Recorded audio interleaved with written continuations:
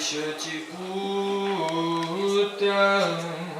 Atra Surupam Rupam Tasya Gajamuri Purim Maturim Gustuvatim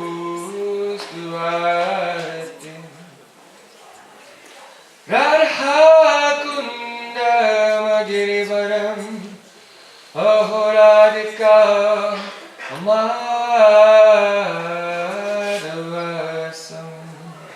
Rapto Yasa Pratita Kripaya Sri Guru Tam Natosmi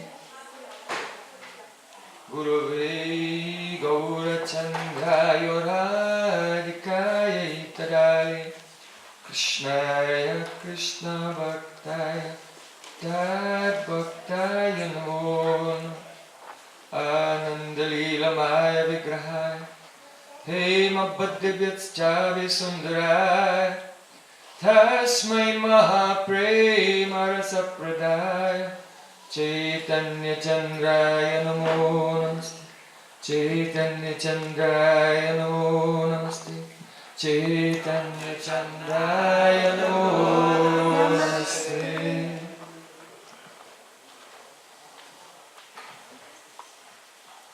By the course's mercy of Sri Guru and Gauranga, the first day of Bhakti festival has been going in full flow. So, our most dear, beloved Krishna Chandra Prabhu, he conceived that on the first day it would be very helpful, nourishing for all of us to deliberate on the meaning of Atma Nivedana, surrender. Because surrender is the doorway to Bhakti. So our previous Acharya, the seventh Goswami, Srila Bhaktivinoda Thakur, has composed a very beautiful song expressing the internal psychology, mentality, the disposition of a person who's truly surrendering himself at the lotus feet of Guru and Shri Krishna. So you can see here in the first verse.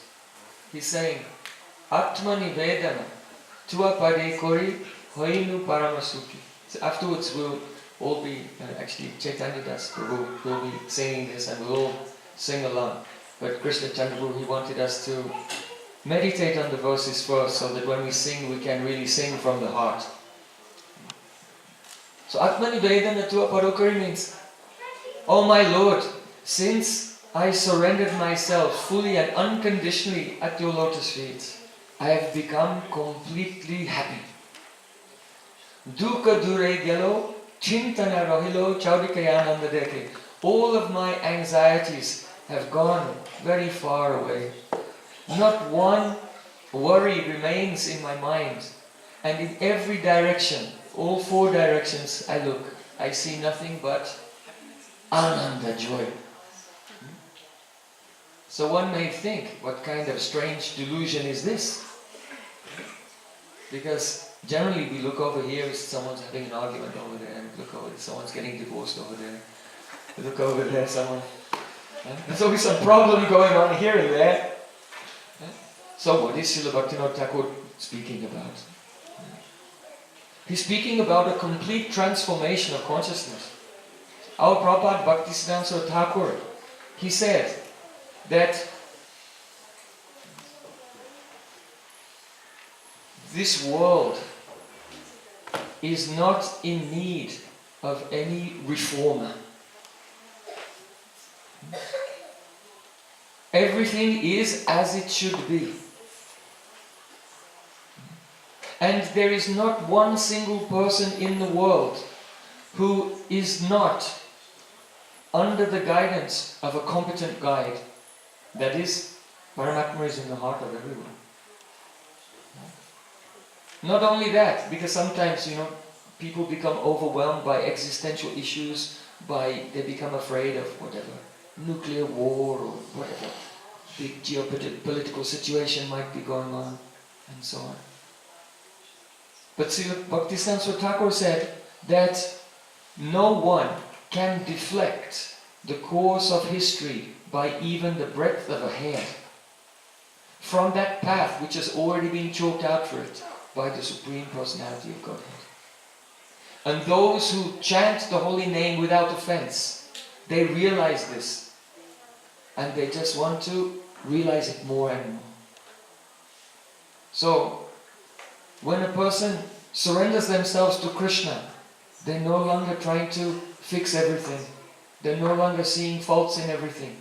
They see that as God is perfect, His creation is perfect, everything is going on as it should be. The only thing that was not perfect was my vision. I was seeing it in a completely wrong way. And that's the last thing that the ego wants to admit. The ego wants to see, oh, everything is wrong, but I'm looking from the right perspective.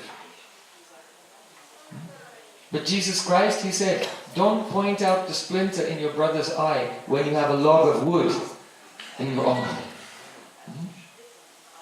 So one who surrendered to see Krishna, then this vision comes that the entire existence is a symphony orchestrated by God.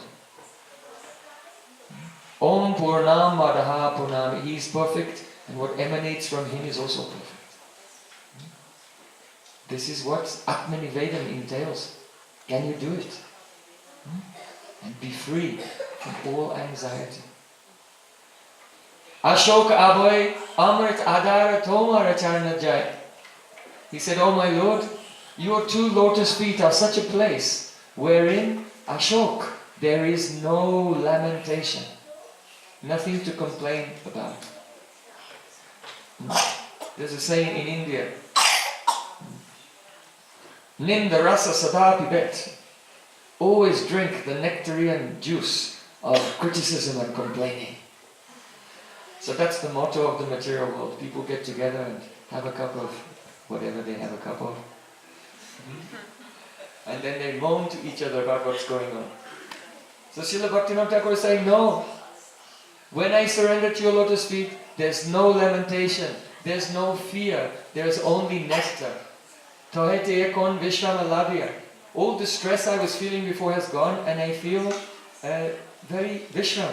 I'm at rest. So that doesn't mean that he's lazy, but it means that he's at peace while engaged fully in devotional service. Chadinu bhavya bhai. And I have given up all fear of material existence. Why? Tomara sangsari koribo sevana nahibo phalera bhagi. Srila Bhaktivinoda Thakur was a householder with 13 children. Right? So, having a family and children can be quite stressful. But he's saying that, oh Krishna, I have no problems. Why? Because this is not my house. These are not my wife and children. This is your house, Krishna. They are all your devotees. And we're all serving you together. So it's an adjustment of consciousness. Don't think your house belongs to you. It's Krishna's house. And you're living there with all the devotees serving together. Nahibo phalera bhagi. And now work hard and never expect that whatever comes from this work, even a small portion of that is for me. No, it's all for you.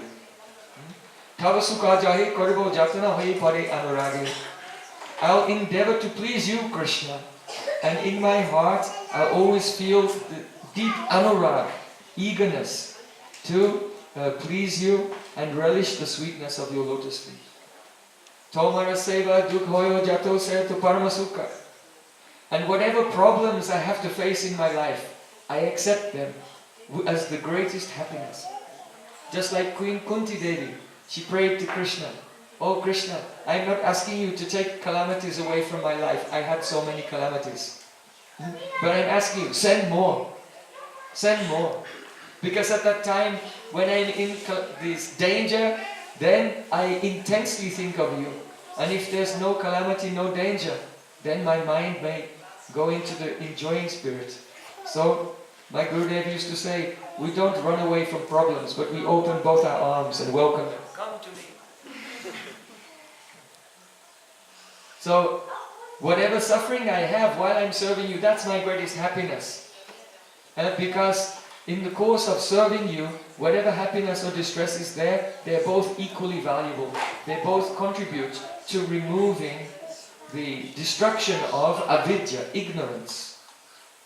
Because not only should we tolerate distress, but we also have to tolerate material happiness.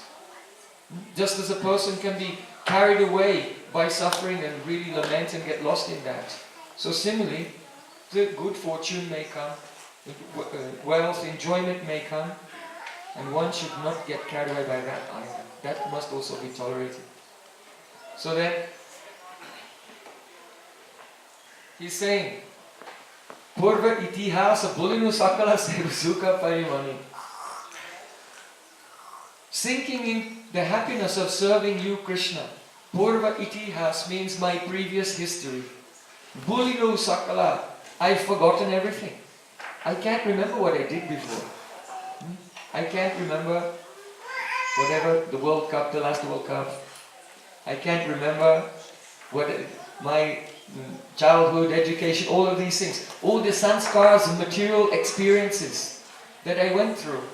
Now I'm engaged in your service. All those samskars, all those impressions, they've just been washed away because they're superfluous to my identity.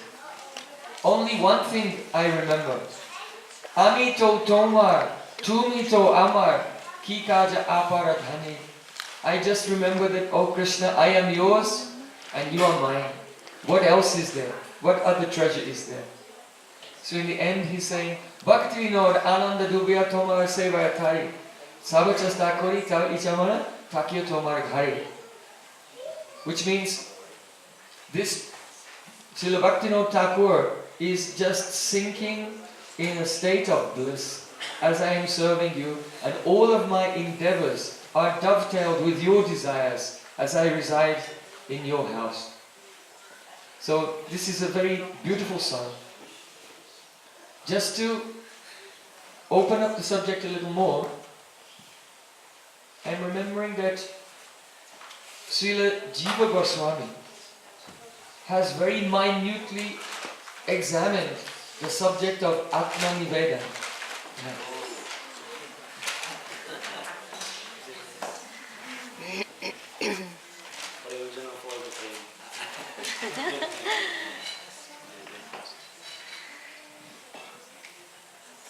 See Radharaman Lal Ji ki jai. So Srila Jiva Goswami Pad, he said that there are different types of Atma Nivedana. And the primary types are three.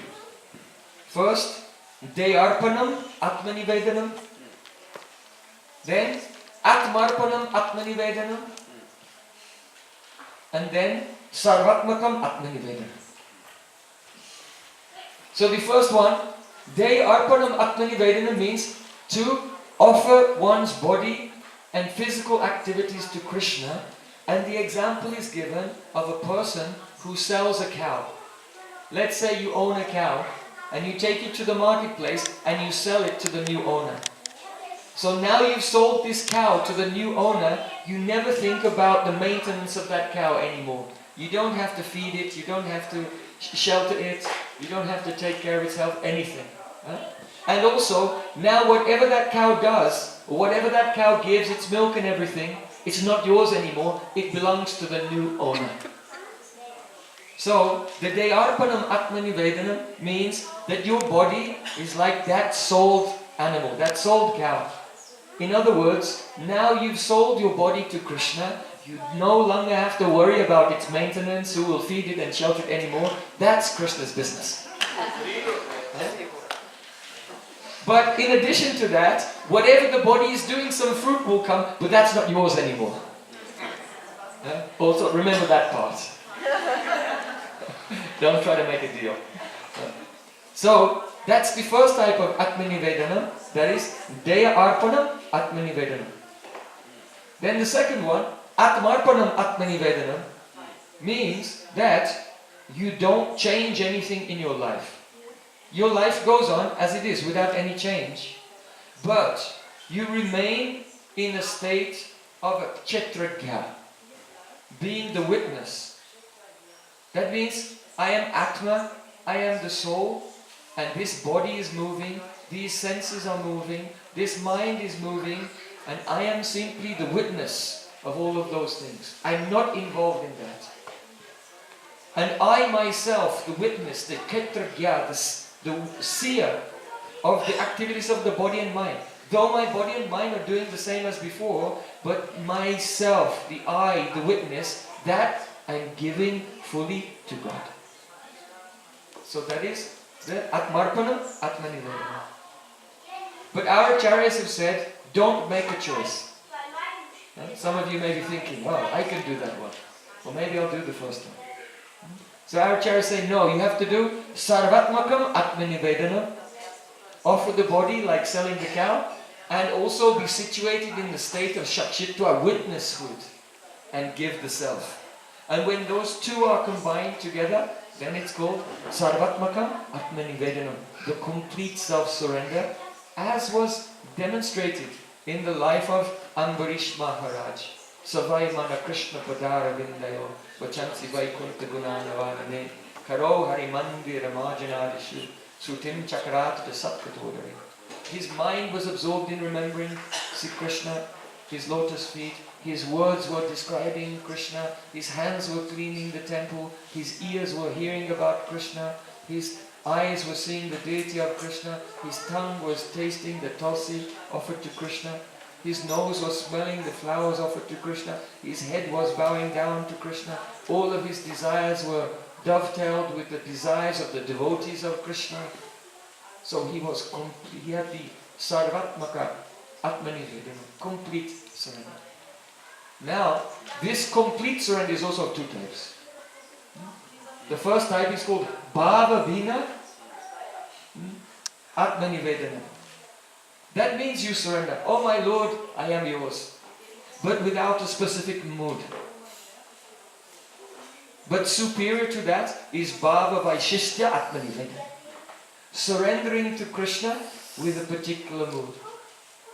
Ha Devi Kakubara Gad Gadayadya Vacha Yache Nipatya Bhuvidandavadudpatati Asya Prasadam Abudasya Janasya Kritta Gandharvike Nijagane Gananam Videhi.